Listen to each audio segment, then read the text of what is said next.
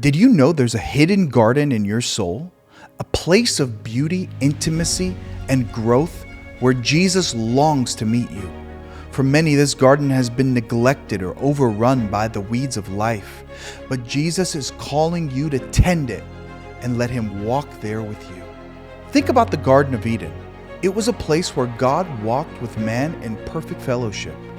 Your soul has its own garden, a spiritual place where Jesus desires to restore that intimacy. By the end of this teaching, you'll understand how to open this garden, cultivate it, and encounter Him there. Let's awaken the world to Jesus. Hi, I'm Daniel Elijah, and I believe Jesus wants to bring you into a deeper, personal relationship with Him. Today, I want to share how the secret garden of your soul can become a place where His presence transforms your life. Your soul is like a garden that needs tending. This is a very important reality that many people don't see, that our inward soul is very similar to a garden. Every garden left unattended will be overtaken by weeds, and the same is true for your soul. The Song of Solomon, chapter 4, says an amazing scripture. It says, "You are a garden locked up. My sister, my bride, you are a spring enclosed, a sealed fountain." The Bible called this woman in the Song of Solomon a garden locked up. Your soul is like a garden where Jesus Christ wants to meet you. This garden has to be tended. If weeds begin to grow, they will destroy the good things inside of you.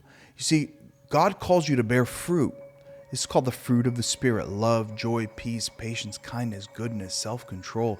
This is the fruit of Christ coming through your soul. It's the emanation of His life. But other things come through our soul like fear, worry, pride, bitterness. The Bible says, "Let no root of bitterness spring up inside of you." The systems of the earth and the patterns of creation, specifically with gardening, reveal deep spiritual truths. If you look at a tree, it has a root system that goes underground, and it has fruits that you see on the outside. The roots that are internal often reveal the type of fruit you'll have. And in the same way, your soul that you don't see within you is like a hidden garden within. But what people see on the outside reflects what's on the inside. As within, so without. So this garden within your soul, Christ wants to walk as a gardener within. Remember when Mary saw Him at His resurrection and didn't recognize Him, and she supposed Him to be the gardener? Because in the spiritual realm, Jesus is a gardener. He said, "My Father will prune the trees and the vine." And He said, "I am the vine, you're the branches." We have to be connected to Him, but also allow Him to be the one who tends our soul.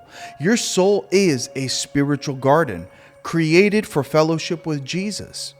Weeds of distraction, sin, or busyness can choke out that life. But Jesus longs to cultivate beauty and intimacy in you. He's more concerned about the inner garden of your heart than anything, because what's inside will reveal His beauty outwardly, not only for you, not only to you, but through you. Examine your soul today. Look within your soul and ask yourself, are there weeds keeping you from intimacy with Jesus? Pray to Him and say, "Lord, help me remove anything that keeps me from you." What are the distractions? What are the weeds? What are the things keeping you from Jesus? Because those things have to be pruned, plucked out, rooted out, and destroyed so that your soul can bear the fruit of Christ. A well-tended soul becomes a place where Jesus delights to dwell. He loves not only to tend the soul, but to dwell and walk through your soul, walk through the different areas to show the herbs and the fruits and the beauties of His Spirit within you. The second point of this teaching is Jesus wants to walk with you in the garden of your soul. Jesus doesn't just want to stand outside the gate. He wants to walk with you in the garden of your soul. Genesis 3, verse 8 says, they heard the sound of the Lord God walking in the garden in the cool of the day. Adam and Eve heard the sound of the Lord walking in the garden. This gives you a deep revelation of how Jesus wants to walk inside of your soul. Not only to dwell in your spirit, but to move through your soul. The moving of His Spirit, the moving of His presence within your emotions, within your desires, within your motives, within your thoughts, your memories, your intentions. This is like the garden, the different parts of the garden that Jesus wants to walk through. God's original design was to walk with man in the garden. Jesus wants to restore that same closeness and intimacy with you. Your soul's garden is where you will meet Jesus, hear His voice, and feel His love. That's where Adam would meet with Christ. He would meet with God in the Garden of Eden. He would talk to God. He would hear His whispers. God would show him His plans. Jesus wants to restore the Garden of Eden within your soul so that you and Him can walk. You can hear the whispers of the Lord, the still small voice. You can get that impartation of the blueprint of His plans within you. It's very important to Christ to meet with you in the garden of your soul. This was His original design, and this is what He wants to do in your life today. Set aside quiet moments. Take this practically now. Set aside quiet moments to invite Jesus into the garden. Say this prayer to Him. Say, Jesus, I open the garden of my heart to you. Walk with me and speak to me here. It requires intentionality. It requires surrender. It requires contemplation and internal examination to see yourself as a garden and to allow the Lord Jesus to walk in there. Don't keep parts of yourself hidden from Him. Let Him toil within you. Let Him serve you. Let Him clean you. Let Him prune you, because the end result is going to be a beautiful garden. You know, my grandma used to have a garden, and she would spend a lot of time planting in that garden, preparing herbs, and we'd always eat them, and we'd love the fruit of the garden. But when people would come over, she would show off her garden and say, come outside and look at my garden. That's what Jesus wants to do. He wants to show the angels and say, look at my daughter, look at my son, look at the garden of their soul. Look how they've allowed me to cultivate their life. He wants to show you off because He loves to show His work within people. The greatest joy of your soul's garden is walking with Jesus in uninterrupted fellowship. The third point of this teaching is this: the garden is where you bear spiritual fruit. Every garden produces something. What's growing in your soul right now? It's so vital to your health. What is growing in your soul? You know, they call stress the silent killer.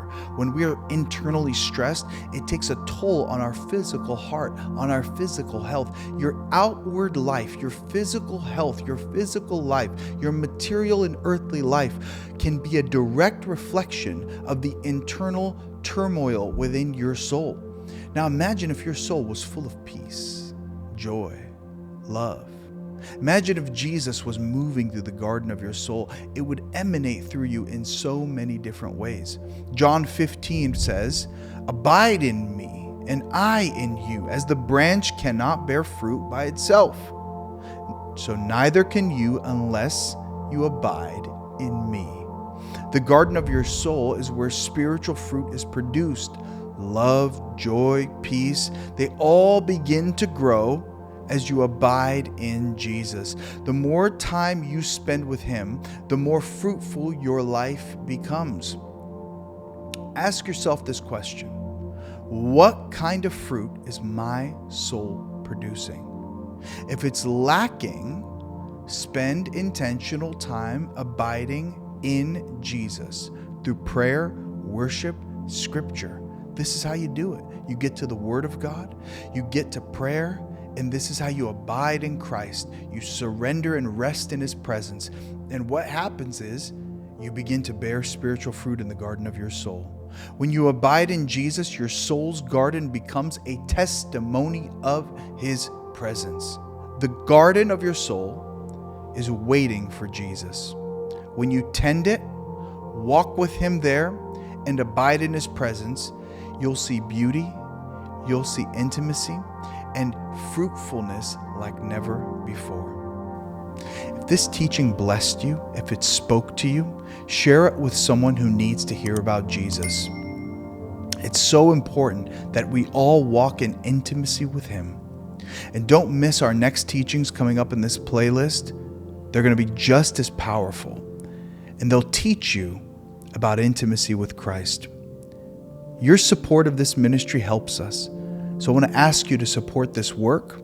I want to ask you to click the links below, sign up to our newsletter, purchase books that we have. We've made beautiful materials ready for you, or just sow an offering into this ministry and consider becoming a monthly partner. Because without partners like you, without financial partners, without prayer partners, we cannot continue to do this work. So I urge you and I ask you to support the work of Beautiful Jesus Ministries. And I want to thank you for watching. Stay tuned for the next teaching. Thank you so much. Let's awaken the world to Jesus.